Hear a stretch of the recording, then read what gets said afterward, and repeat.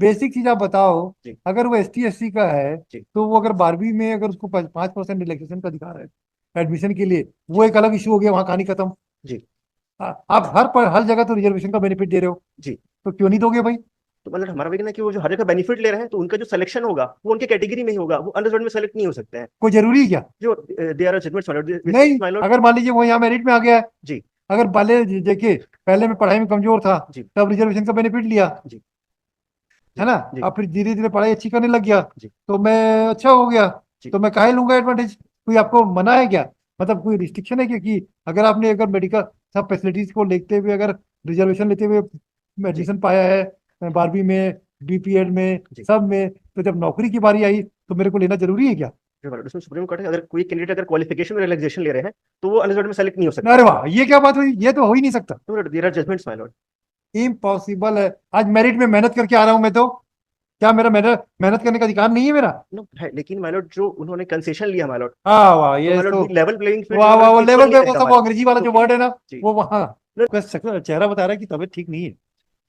वैसे केस भी गड़बड़ लग रहा है, क्या बोलते हो आप? नहीं, मैं केस ठीक है सर। ठीक है, जी चलो आर्गू करो भाई, जी देखते हैं। कल तक तुमको गड़बड़ लग रहा था। सर। तो इसमें जो इशू है मतलब इसमें लीगल इशू मतलब ये है कि जो रिजर्व कैटेगरी कैंडिडेट्स हैं, हाँ। मतलब इन्होंने जो है 3 बार, कुछ लोगों ने 2 बार रिलैक्सेशन लिया और कुछ लोगों ने 3 बार रिलैक्सेशन लिया जो प्राइवेट रेस्पोंडेंट्स है। और वो मतलब अब जो है अनरिजर्व में सेलेक्ट हो गए। मतलब पहले उन्होंने रिलैक्सेशन लिया जो BP8 कोर्स है, मतलब उसमें क्या का? एडमिशन BP8 मतलब बैचलर इन फिजिकल एजुकेशन का जो हाँ कोर्स है, हाँ उसमें एडमिशन के लिए मिनिमम क्राइटेरिया है कि ग्रेजुएशन में 50% मार्क्स होना चाहिए। हाँ और उसमें ST SC OBC को 5% का रिलैक्सेशन है, तो जो ST SC OBC 45% मार्क्स है वो भी एलिजिबल है B.Ed कोर्स परस्यू करने के लिए। तो उन्होंने फर्स्ट टाइम रिलैक्सेशन लिया ST SC OBC ने BP8 कोर्स में एडमिशन लेने के लिए, और उन्होंने BP8 क्वालिफाई कर लिया। ठीक है, उसके बाद उन्होंने मतलब जो नेट और सेट का एग्जामिनेशन होता है उसको क्वालिफाई करने के लिए भी ST SC OBC को 5% का रिजर्वेशन मिलता है। उन्होंने उस एग्जामिनेशन को भी क्वालिफाई किया और सर्टिफिकेट ऑब्टेन किया कंसेशन लेके। और जो रिक्रूटमेंट हुआ मतलब रिक्रूटमेंट में भी ग्रेजुएशन में मिनिमम 50% मार्क्स रिक्वायरमेंट था सभी कैंडिडेट्स के, लेकिन यहाँ पे भी ST SC OBC को 5% का रिलैक्सेशन था। उन्होंने यहाँ पे भी रिलैक्सेशन लिया कुछ और भी छोरी लगाते हो भैया आप लोग। तो देयर आर जजमेंट्स अरे दिस जजमेंट पॉइंट। वजमेंट कुछ नहीं, ये कुछ ही समझ नहीं आता। बेसिक चीज आप बताओ। जी अगर वो ST SC का है जी तो वो अगर 12वीं में अगर उसको 5% रिलैक्सेशन का अधिकार है एडमिशन के लिए, वो जी एक अलग इशू हो गया, वहां कहानी खत्म। जी आप हर जगह तो रिजर्वेशन का बेनिफिट दे रहे हो, जी। तो क्यों नहीं दोगे भाई? तो मतलब हमारा भी कहना है कि वो जो हर जगह बेनिफिट ले रहे हैं तो उनका जो सिलेक्शन होगा वो उनके कैटेगरी में ही होगा, वो अनरिजर्व में सेलेक्ट नहीं हो सकते हैं। कोई जरूरी है क्या? जो दे आर जजमेंट्स नहीं। My Lord. अगर मान लीजिए वो यहाँ मेरिट में आ गया है, जी अगर पहले देखिए पहले मैं पढ़ाई में कमजोर था, जी तब रिजर्वेशन का बेनिफिट लिया, जी है जी ना? जी अब फिर धीरे धीरे पढ़ाई अच्छी करने लग गया, जी तो मैं अच्छा हो गया, जी तो मैं काहे लूंगा एडवांटेज? कोई आपको मना है क्या?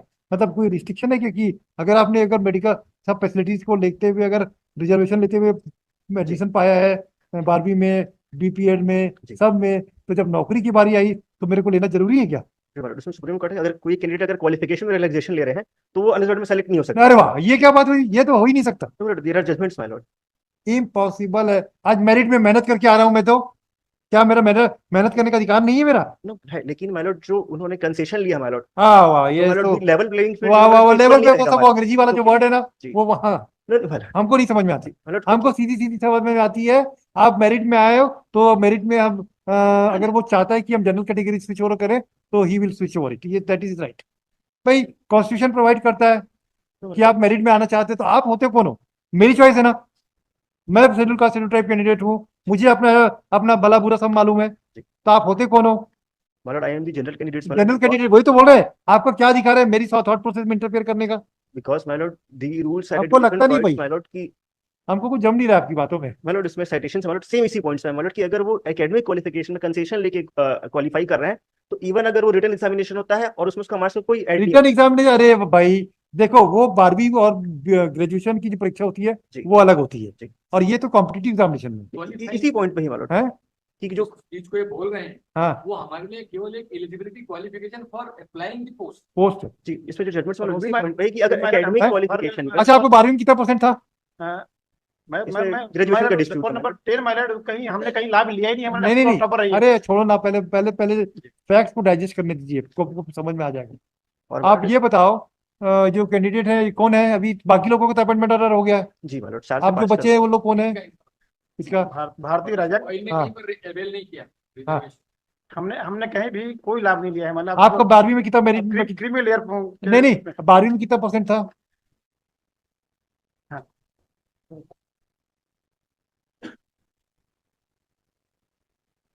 भारती रजक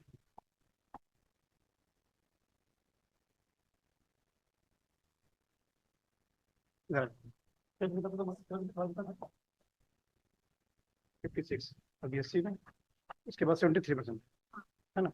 और हायर एजुकेशन में पेज पेज 25 मिनट में हैं? पेज नंबर 25 हाँ कितना परसेंट बताइए तो क्या नाम इनका हमारी रिप्लाई भारती रजक मैडम। हाँ क्या है भारती रजक मैडम को क्या है भाई 12वीं में 12th में 56%, नोट करना। हाँ ग्रेजुएशन में 73% हाँ और पीजी में 62%। सर साथ में नेट क्वालिफाई के साथ मैंने पीएचडी भी कंप्लीट की है। नेट में कितना नेट में परसेंटेज थोड़ा रहता है नहीं, वो तो सिर्फ सर, जो सर, PhD किया हुआ उसको नेट की जरूरत फिर भी नेट भी पास हो आप नेट पास। हाँ नेट फिर भी क्या पास। फिर क्या पीएचडी है कंप्लीटेड। इनका PhD भी complete स्पोर्ट्स में पीएचडी किया आप स्पोर्ट में पीएचडी क्या होती है क्या पीएचडी होती है स्पोर्ट यौगिक साइंस, फिजिकल एजुकेशन को कोलैबोरेट किया यौगिक साइंस से। योगा से हाँ, फिजिकल अभी- एजुकेशन को योग से कोलैबोरेट किया। अभी 21 जून को है योगा डे नोट कर लो यस फिर क्या है भाई No, my lord, इनका जो ग्रेजुएशन उनका मार्क्स है 49 49 का ये तो 71% बता रहे कितने मैडम आपका 49 पॉइंट हैं? मार्क्स है my lord। 12वीं में कितना ग्रेजुएशन में ग्रेजुएशन हमारा बीपीएड होता है। हाँ बैचलर ऑफ स्पोर्ट फिजिकल तो उसमें कितना हुआ 77.75 70 77 75। फिर क्या है भाई आपको क्या तकलीफ है इनका छोड़ो ना हो गया खत्म my lord, मैं थोड़ा सा ब्रीफ करता हूँ my नहीं lord। नहीं ये चीज को पहले बता दो my lord, ये जो बता रहे हैं इनका बीपीएड का क्वालिफिकेशन हाँ। परसेंटेज बता रहे हैं जो ग्रेजुएशन में तो जो रूल्स ग्रेजुएशन कौन सा ग्रेजुएशन मतलब 3 इयर्स ग्रेजुएशन कोर्स वो तो बीपीएड की तो होता है ना एक साल का है my lord, एक साल का है वो एक साल का एक साल का अच्छा एक मिनट बी आप क्या बीएससी किया हो कि क्या किया हो फिजिकल एजुकेशन ग्रेजुएशन उसी में पढ़ी है भाई वो तो मतलब एक साल का कोर्स है my lord, इन्होंने सर्टिफिकेट नहीं। किया एक साल का है वो। बैचलर तो 3 साल का ही 4 साल का कोर्स है एक साल मतलब बीपीएल 4 साल का होता है मतलब 12 के बाद। बैचलर 1 साल था अब वो 2 साल का हो गया है। और उसके पहले क्या कुछ वो बीएससी वगैरह करना पड़ता है क्या क्या नहीं जी। हाँ बीएससी करना पड़ता है, उसमें एक सब्जेक्ट फिजिकल एजुकेशन रहता है हमारा। उसमें कितना परसेंट था आपका 49.8 49.89। तो सेकंड डिवीजन है भाई 45 के ऊपर तो सेकंड डिवीजन होता है जी। 45 के नीचे थर्ड डिवीजन होता है और रिक्वायरमेंट मतलब 50% का है ग्रेजुएशन में। तो वो तो नहीं हाँ ग्रेजुएशन बीपीएड हाँ ऑलरेडी मैं सीएसए छत्तीसगढ़ रिप्रेजेंट करी, नेशनल भी रिप्रेजेंट कर लिया। तो तो- अगर आप स्पोर्ट्स का क्वालिफिकेशन रखते हैं तो आपका 45% मिनिमम है। मेरी 45% से आपका ज्यादा होना चाहिए। रूल में लिखा है यस सर। रूल में लिखा है मिस्टर माथुर क्यों होती रूल और हम जितने भी कैंडिडेट बचे सबका अबव है।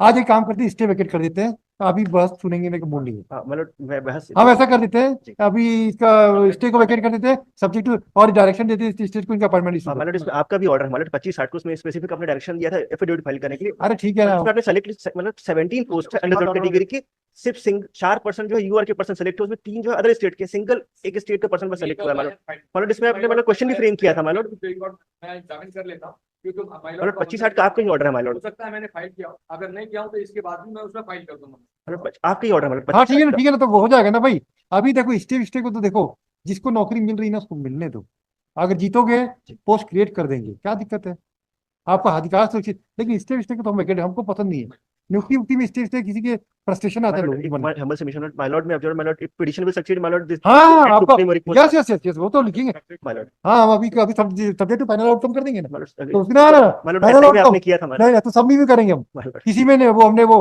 एक और केस हो ना कि मिस्टर अमृतो का था जी, उसमें जी, भी ऐसी कर दिया हाँ। ये नियुक्ति उक्ति का मिस्टर नहीं करते अरे किसी कोई आदमी पीएससी वगैरह से सेलेक्ट होकर आते हैं फ्रस्ट्रेशन आता है उसके मन में क्योंकि मतलब इसमें डायरेक्ट जजमेंट है कि अगर एकेडमिक क्वालिफिकेशन मिले जैसे Merit कि ग्रेजुएशन है 12th है इवन मतलब अगर 6 अरे हमें पता है इससे कैसे मिलता था भाई on 2022 interim application was modified 2022 और 2 साल से कंटिन्यू आपको इंट्रीम ऑर्डर चल रहा है नो मतलब हमने एडजमेंट नहीं लिया था तब नहीं लिया हमारी गलती है नो नो हम मतलब हमारी इंस्टीट्यूशन की गलती है हम No, एडमिट कर रहे हैं कोई दिक्कत नहीं है मतलब इसमें entry who has been appointed has been selected has been deprived from appointment for last 2 years who are responsible for this we are responsible सब बीमारी को बंद कर दूंगा मैं मेरिट में नहीं आए खत्म बात कॉम्पिटिटिव एग्जामिनेशन है अगली बार फिर आ जाना मेहनत करके दिखाना तुम क्या नोट किया नोट किया बताना figure yes today the matter was listed for hearing आपका एप्लीकेशन फॉर विकेटिंग स्टे है जी on application for vacating the stay. Full stop. This court, by the order dated 17/11/2020, has passed the following order. In pursuance of the order passed by this court, the appointment order of the private respondents were withheld. Thereafter, this private respondent have preferred writ appeal before this court, which was before the Honorable Division Bench, which was registered as writ appeal number 440/2021, wherein the Honorable Division Bench passed the following order. Paragraph 4.5. Still, the matter has not reached to its final end, despite lapse of more than 3 years and 3 months. On 25/8/2022,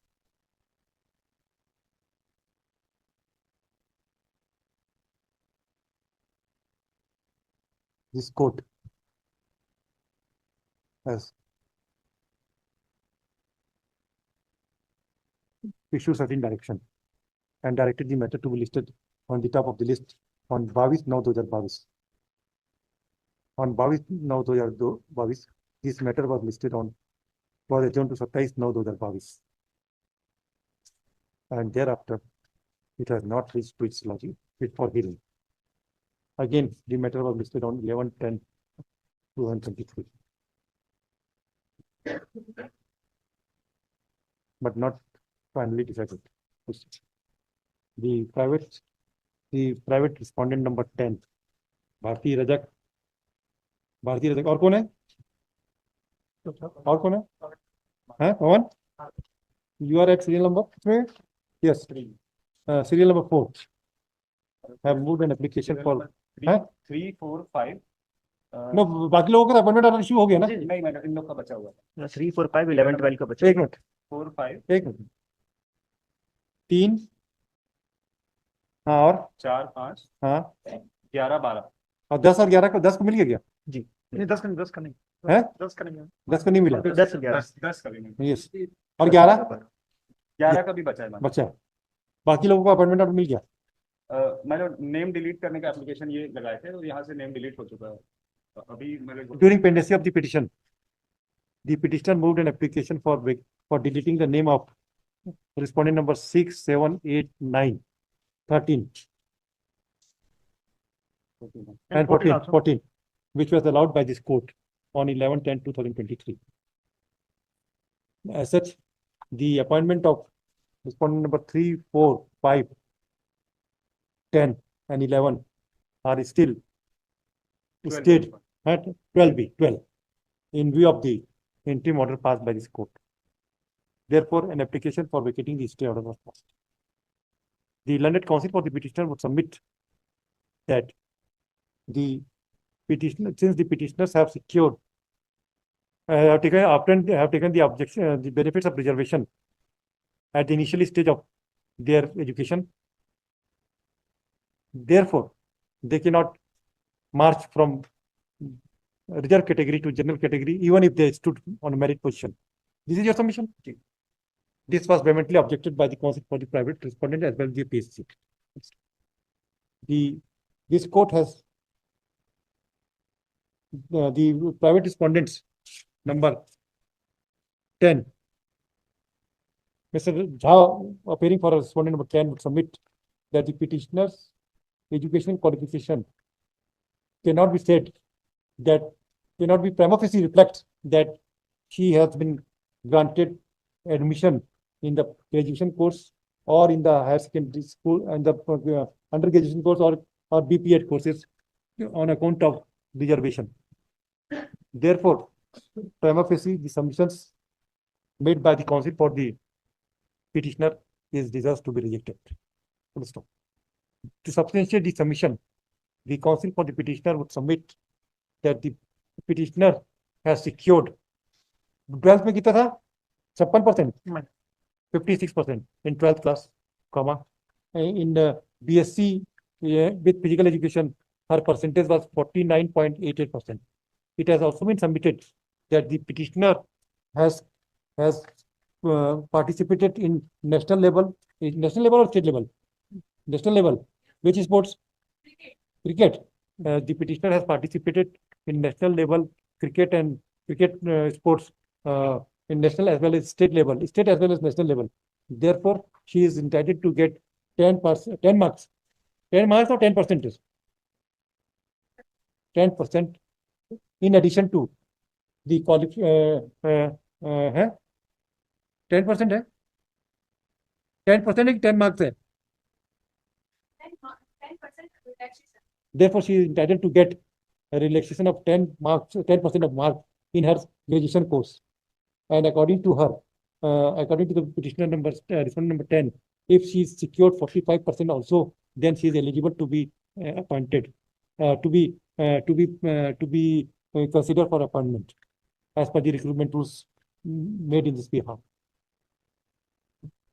Considering this fact that, and thereafter in BPED she has secured 77%, 77%, and MPA, and the net also she has cleared the net, PhD. net, and then also completed PhD in the physical education subject. Thus, she fulfilled all the requisite qualification. For considering this aspect of the matter, and the foundation laid by the petitioner regarding a stay is that the petitioners have been given benefit of reservation by getting the respondents have been given benefits of reservation at the initial stage. Therefore, they cannot march over for getting employment in a general category. Cannot prima facie seems to be not acceptable. Accordingly, the interim order passed by this court deserves to be vacated. Accordingly, it is vacated. However, it is made clear that the appointment order will be subject to final outcome of the petition. It is directed that the state shall issue the appointment order to the respondent number 3, 4, 5, 10, 11, 12, 11, 12 within 1 month from the date of receipt of copy of the respondent state is directed to proceed with the issuance of appointment order. However, they will clarify that this appointment will be subject to final outcome of both the petitions. Number दे देना, ये दोनों का. This court cannot lose sight of the fact while considering the interim order that the interim order was passed by this court on 17/11/2020 and about 3